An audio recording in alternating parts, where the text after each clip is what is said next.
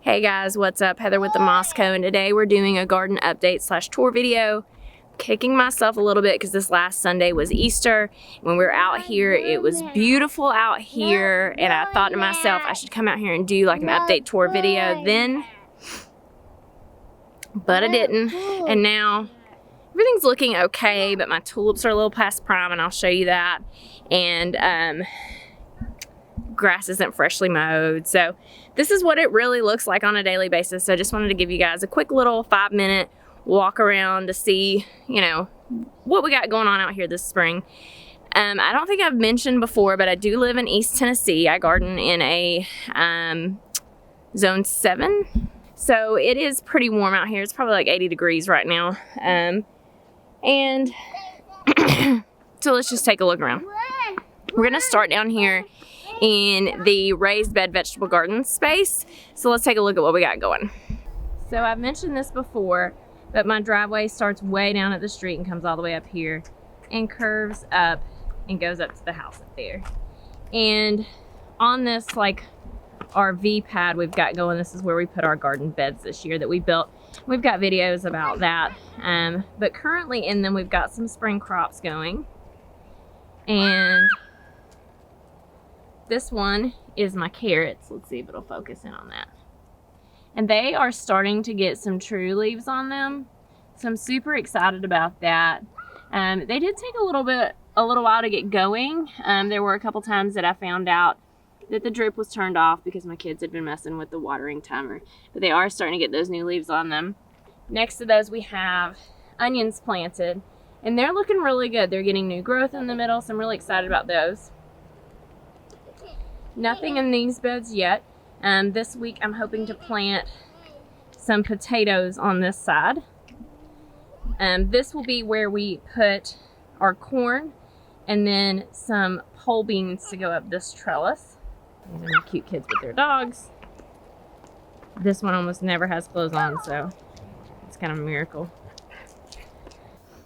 On this side, we just planted these 2 blueberry bushes in the same pot, so they're looking really good. Really excited about those.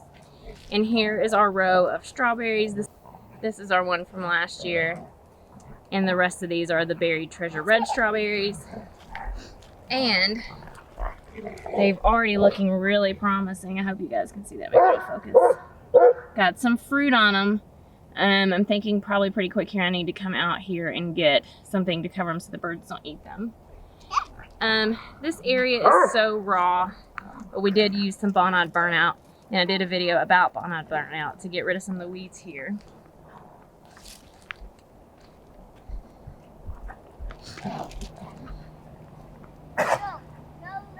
On this side, we're going to eventually do cucumbers up here, but right now we've got lettuce on the back corner, cilantro down the side, and then spinach here. And let's take a look at how it's doing. The lettuce is doing really well, so I'm really happy with it. It's kind of spreading like wildfire.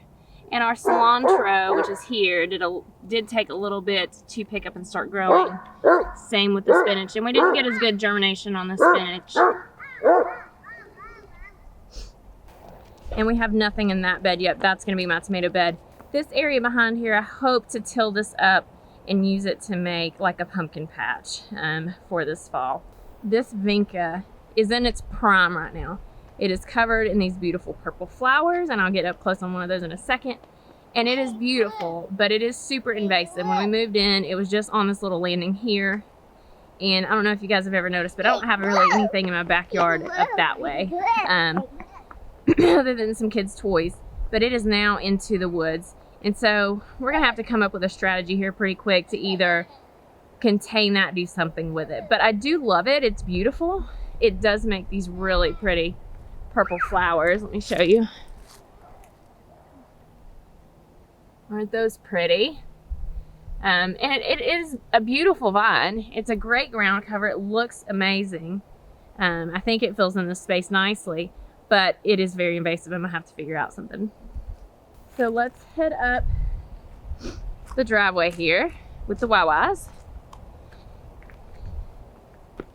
and come take a look at what I call the front yard. So since I've moved in here, there's always been daffodils here, and they're starting to naturalize and look beautiful. I would love to come back in the fall and add some more. But this is the area. So we have this grass strip that wraps around the front of the house. We'll go up there in a minute. But I would like to make a garden bed that borders it. This will be mostly shade by the time everything fills in. If you notice, like all around from our house, the view is trees. And I love that. It's very interesting though, in the spring right now it's not completely full, so you can still see through some. In the summer it will be completely full with green leaves. How do you feel about it, Jackson? I feel good. You feel good? Go on that side, it can't see you over here. And my brother destroyed some of her tulips. Yes, he did. So I would like to make a bed here, and maybe we'll get to that this summer. This area is pretty well shade. This is the grass. I've talked about it before. It's cute right now that there's all these dandelions blooming and all, but we gotta do something about the grass this spring. And the dandelions They are a type of weed. The grass situation is bad, to say the least. At least in the spring, it's super green, and that's nice. But in the summer, the weeds really take over. There's not any grass to speak of whatsoever, and it just becomes just a jumble. So over this way, this is a bed that's always in the shade, and it is full of hostas. Just full of hostas. I could have at least cleaned up my garden debris, huh? And they're coming back, and here in a month or so, they will completely blanket this bed, and it looks amazing. And I will show you guys that when it comes around. But let's take a walk around what we call the little dog path here.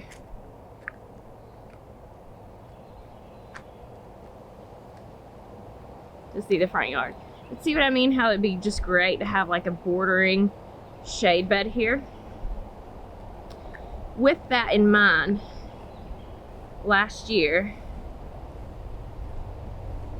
I planted this hydrangea, and it came back, and I shared in a video how excited I was about it. It's not looking so hot right now. Right here, the previous owners planted all of this here, and I just need some kind of bed, some kind of formal, you know, come and cut out down here. These irises are beautiful. They're beautiful right now. Let's get a close-up of those. Aren't those just gorgeous? They're looking so pretty right now. And they look great. Usually they're a lot taller though. I don't know what's going on with that. And then we've got lilies all right here. I like the lilies being right there because they're nice and tall, so when they come up it looks great in this bed. However, I do have them in my other flower beds, and I'll show you in a minute, and I'm thinking about moving them down here, but I'm worried because they've already started growing for the season that it might be a little too late to be moving them. So you guys comment below and tell me if you've ever had any success with that. A couple of them are in a bed that I'm just putting annuals in, so I won't do anything about it, but the ones where I'm planning on putting perennials this year, probably gonna have to move them. I'm a little worried that they're gonna die because they're really pretty. So this is the rest of my driveway. It curves around. And here's my lilies and my iris. And if you turn around, the house is here. This is our log cabin that I love. So here we spent all last summer hooking up these pots. And I'm telling you guys, for Easter, they were glorious with tulips. Even though Wyatt pulled some out, even though he smacked the blooms right off of them. And the grass was freshly cut and so green, and it was really great. So let's go take a closer look at the tulips. I've also got some pictures that I'll throw up on the screen too, so you guys can see what I'm talking about with these tulips.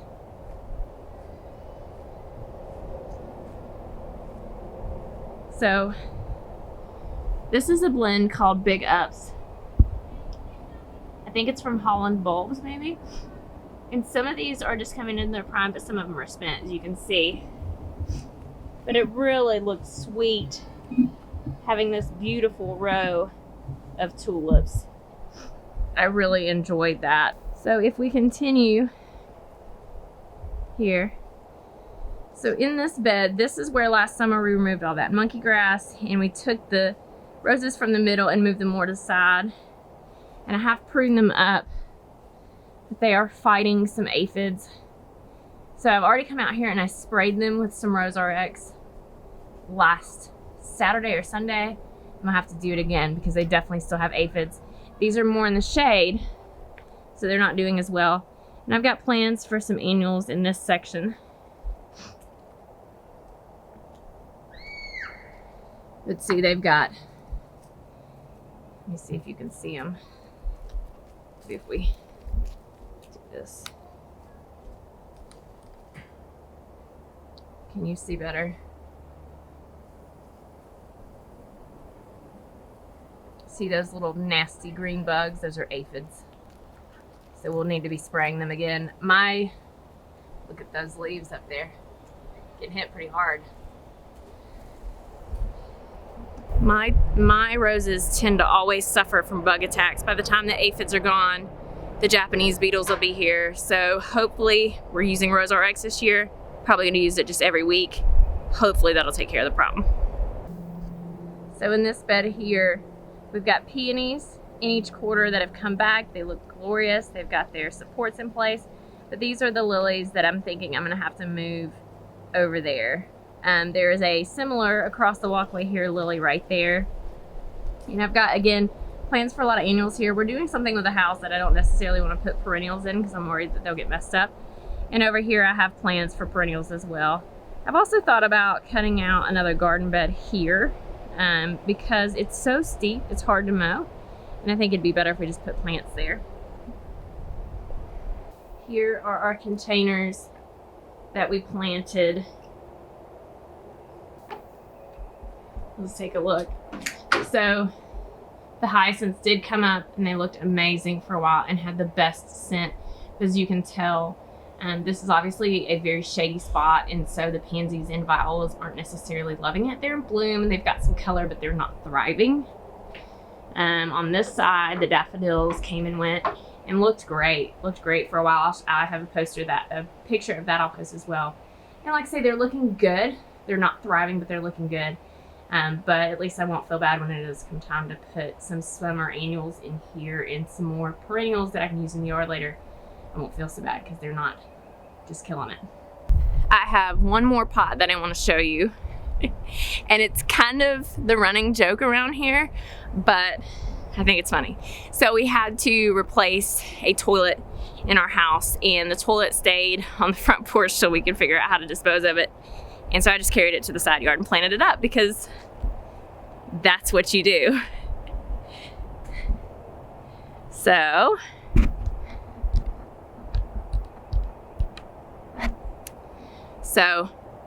let's look at our planted up toilet. There she is. And in retrospect, I probably should have put the lid down first, but the pansies right here, look at that, carpenter bee, get no additional water than what the sky gives them, and they are killing it. Beautiful.